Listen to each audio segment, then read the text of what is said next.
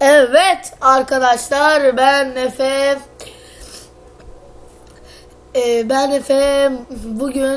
Bugünkü bölümümüzde Bandicam nasıl kurulur, Bandicam'daki sesin sorununun nasıl çözüleceğini öğreteceğim size. E, ilk önce Google'a girip Bandicam yazmanız lazım. Bandicam yazdığınızda bakın çok çıktı ama Bandicam indir gezginlere tıklıyoruz.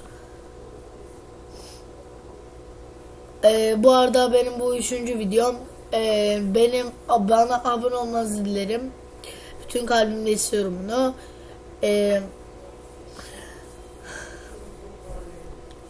Bandicam bakın buradaki indirilerle kafanız karışmasın. File Opener öbürkü videomda da belirtmişim Minecraft indirirken. File Opener değil, Bandicam 2.1.0.708 indire basıyoruz. Bakın şimdi indirecek. Bu aşağıdan sizinize bağlı Bandicam'i indiriyoruz buradan. İndirinin zaten üstüne bastığımızda çalıştır falan çıkacaktır. Onları da halletmenizi umuyorum. Ben şimdi vakitimi harcamak istemiyorum ve Bandicam'daki soruna geçiyorum.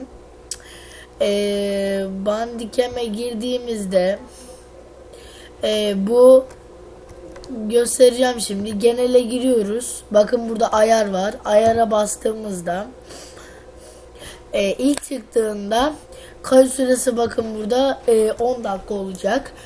10 dakikayı buradan yazarak 2 saat 10 dakika istediğiniz gibi şeyler yapabilirsiniz. Şimdi göstereceğim başka bir şey de bunun nasıl sesini açmak olduğu. Sesini açmak ise size göstereceğim yollardan olacak. Bakın şimdi videodaki ayarlara gidiyoruz. Ses kaydı, bakın bak. Bu ilk başta Win7 Sound oluyor yüklediğinizde. Böyle duruyor. Ama buraya girdiğinizde Win7 Sound'u birinci ses yakalama sözcüsüne bastığımızda tamam bastığımızda burada artık sesimiz çıkıyor.